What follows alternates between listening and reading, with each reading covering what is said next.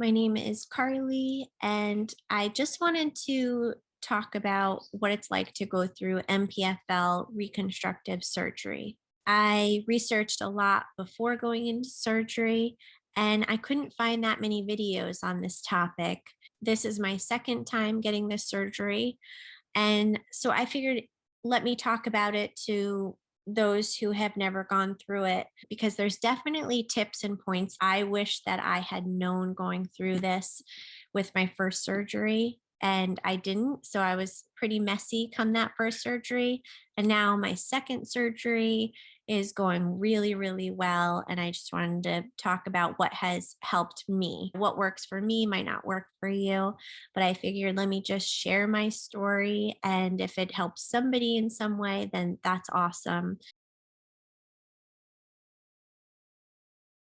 So MPFL surgery, basically it is a rod that goes through the bottom of the femur bone and they use a cadaver ligament. So they loop the cadaver ligament and they put two screws in the kneecap. The rod goes through the femur and it acts as kind of like a hook or a pulley that holds your kneecap in place so it doesn't dislocate. So this is usually for people who have knees that dislocate. My knees have been dislocating since the age of 7 chronically. I spent all my younger years up until age 17, 18, chronically dislocating my kneecaps. And always having to learn how to walk again. I don't even know how many times I dislocated them. It was like, I don't need too many to count. I don't have the hollow groove that other people have under their kneecaps to hold their kneecaps in place. It has nothing to sit in. So it's kind of just slides in, slides out, excruciating. Everyone knows who's watching this video who has had a dislocation. It is horrible, painful. And definitely I've had to pop it back in every time except for 2 times, which was horrible. But anyways, so it's been a constant journey. This is this actually me with this 2 scars from my other surgery. There's one here and there's one up here. I can bend it, it's fine. So no worries about going through this surgery. I'll just tell you what I went through. The first time I had this surgery was 2017, and I didn't feel very prepared going into it. We have steps going up to the upstairs. And so I didn't want to go up steps after surgery because I mean, you know how intense that surgery is. So I ended up buying a blow up mattress and setting it up in the living room. And then I was propping myself up with pillows constantly. It was just very messy in the healing process of getting comfortable. And I wasn't able to like get my leg up too well all the time. So there was a lot of fluid buildup. I wasn't in the best state of mind right before going through the surgery. I was becoming pregnant and then I was losing the pregnancy very early on, as in like 7 weeks in. So it was super early, but me and my husband had been trying to get pregnant for a long time. And it just, I either wasn't getting pregnant at all, or I would have a pregnancy that wouldn't hold. So, and then this happened with my knees in 2017. So I was kind of in a heavy state. I lost my dad in 2015. There were other things that were heavy on my mind. And so I wasn't eating well after that surgery. I was just kind of eating whatever. And I was behind schedule with my healing time during that surgery. It took me a long time to bend my knee. I was in a ton of pain for a very long time. And it was a very, very slow process.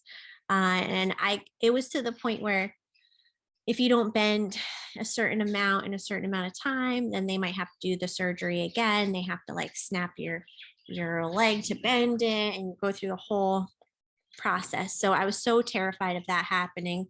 So I did bend. I'm fine with bending now. It's comfortable, but it just took me a while to get through that. I wanted to be very prepared in this surgery in every aspect. So this time around, I really stayed on top of taking my supplements, vitamins, preparing food ahead of time, staying away from sugar, CBD is helping me tremendously. As far as the pain medicine, I just throw up every second when I have pain medicine. They keep switching the pain medicine, but it doesn't matter. I still get sick. Even on the nausea medicine, it doesn't help. I'm 8 days after my surgery right now. I just had the surgery and it's very fresh right now. I haven't been taking my pain medicine in the last few days, but I feel amazing. I mean, I feel so good, and the pain isn't nearly the pain that I had for my last surgery. And I think a big difference is I'm on an anti-inflammatory diet. So I'm, eating a lot of vegetables and fruits. I'm drinking a ton of water. And I was so glad to stumble upon a video before going into surgery that the girl was talking about that a nurse told her, make sure the day before surgery that you drink gallons of water. And so that's what I did. And I didn't do that the last surgery. Actually, I drank very little water even the night before because I didn't want to have to pee every second. And after surgery, I didn't drink enough water at all. This time, I drank gallons of water before going into surgery. And I mean, the recovery has been night and day difference. Turmeric powder, black peppercorn powder, and ginger powder, and just put that together. I'm sure there's a recipe online you can look up, and just add hot water to that and try to drink that as much as you can. But of course, check with your doctor ahead of time to make sure that that's safe for you. That drink is such a great healing tea for just lowering inflammation in your body. So it's worked amazing for me. Also, I'm taking arnica, homeopathy, and self heal flower essence, as well as yarrow flower essence. I'm doing the full spectrum as much as I can. I try to move your body while you are in bed and get your blood flow going, even if it's just your upper body and your other leg that you can move. Try to do that and you'll feel so much better. Especially try to move your gut because 80% of our hormones are stored in the gut. So when you don't move your body or your gut, it's like it kind of stays stagnant in there. And I was depressed for the last surgery that I went through. I was in a really dark place. And I think it was a combination of everything, really. I think it was the thoughts in my head constantly, and it was not moving my body enough. I had a poor me mentality internally. I smiled for the people around me, but my husband knows that I was not in the best place and I was getting snappy, and it was just not good for anyone to be around me, who has to hang out with me for a long time. So this time around, I just feel like I'm so grateful for everyone helping me. I'm so grateful for my husband helping me. And a friend of mine put online just a post, which was so nice of her, of like a meal train.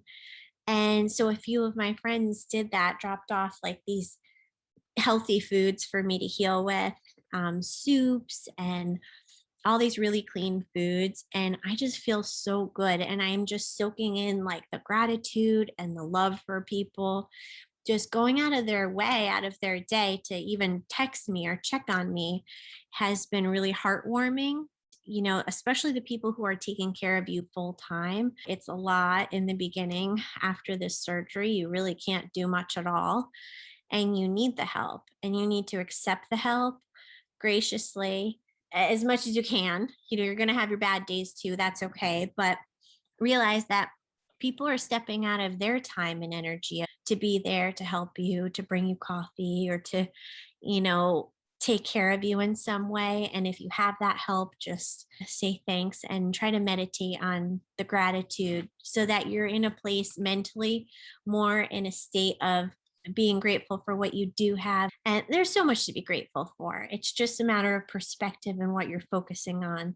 So it's okay to have self-pity days. It's okay to cry hard and have outbursts or break down. And sometimes that's just what you need. But then take time to step out of that and to shift your body, mind, and spirit into a whole new way. So your body starts to heal.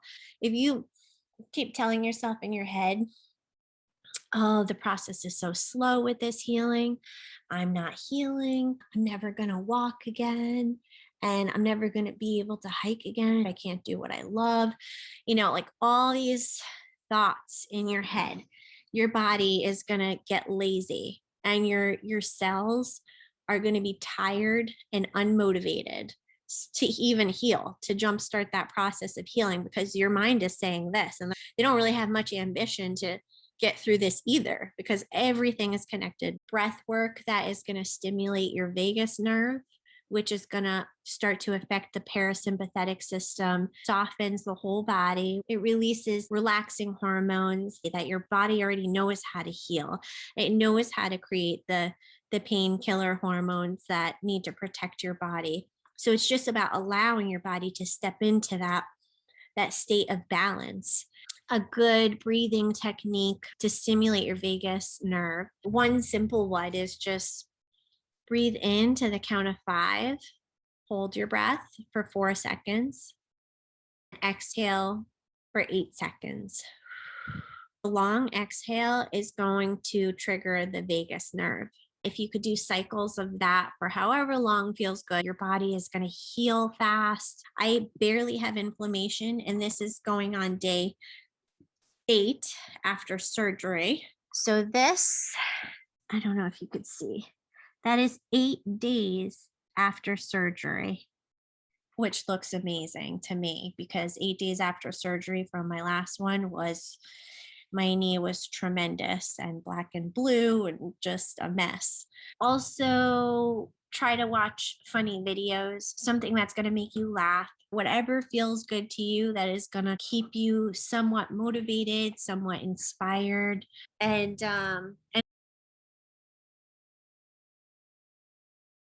if you are preparing for this surgery, definitely call your insurance to see if they cover a hospital bed.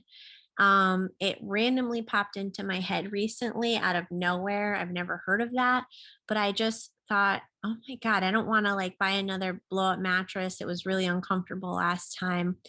So I just called the insurance to see, and it turns out, thank God, my insurance covered a hospital bed fully. That has been the biggest blessing too, because I can go up and down with the bed and I can lift my leg up high so that the fluid drains out. Well, definitely crutches, a walker. I can't really put too much weight on it right now, but I remember with my last surgery, the walker I was getting around with constantly, especially around the house. You're going to need a cane as you heal. And once you're off the crutches, a cane and a commode. You might need a commode. Wheelchair definitely helped me out last surgery. For a long time, I was able to get out of the house and, just be a part of the world a little bit. Clean your house. Or don't clean your house because you might be very injured before going into this surgery. And for both times, I was. Hire somebody to clean your house or just ask a friend, can you help out a little bit? I'm going in for surgery, because you're going to want to clear the areas the best that you can for when you have to get out of bed and you have to get to the bathroom. Or so we had to, like we rolled up the living room carpet because you don't, if you can help it, you don't want any like carpets or anything that you can possibly trip on. You're going to feel like the ground is very unstable in certain areas. Very aware of your feet, so be prepared for that. Try to freeze some meals ahead of time.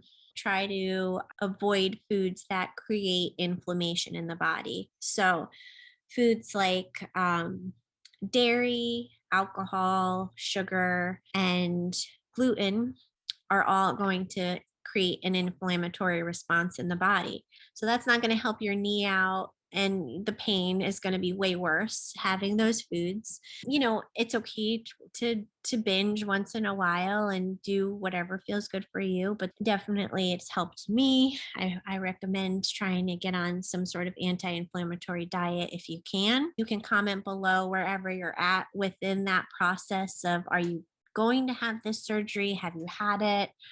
Have you just recently had it and are struggling in some way? Just comment below. I hope that this somehow helps you a little bit. So far, I'm doing really good. 8 days after surgery. It's been night and day every single day compared to the last surgery. And just know that you're gonna probably go through times possibly where you feel like, is this pain ever going to go away? You're not going to be in pain for the rest of your life. You're going to question, will you be able to do the things that you were able to do before the surgery? Or are you going to be held back in certain ways? Are you going to be able to walk again? Are you going to be able to do yoga again or dance or, whatever you are interested in?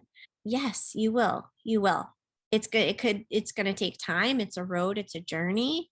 Don't push yourself too hard. Push yourself just enough where you push your courage a little and your bravery to get through it.